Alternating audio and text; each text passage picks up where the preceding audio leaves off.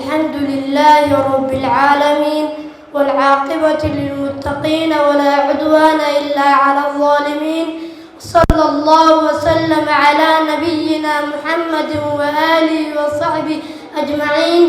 أما بعد، halkan waxaan ka soo jeedinayaa suuratul-qadri tafsiirkeeda.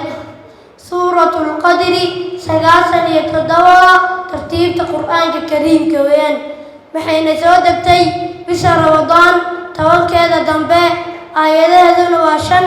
dhagaysi wacan.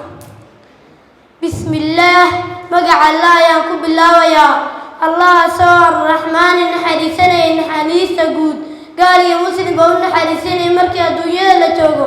allahaasoo arraxiimi naxariista gaar ahaan naxariisanayay maalinta yowmalqiyaama muslimiintiisa u naxariisanayay.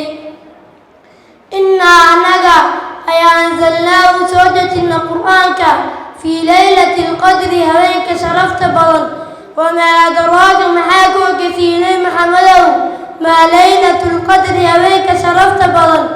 laylatu lqadri, habeenka sharafta badan, khayrun wuxuu ka khayr badan yahay min 1000 shahrin, 1000 bilood. tanazzalu lmalaa'ikatu, malaa'igtana way soo degaysaa. waaruuxu, malakuljibriilna wuu soo degayaa. fiihaa, habeenka dhexdiisa, biidni rabbihim, fasaxa rabbiyood, min kulli amrin, bikulli amrin, amar kasto.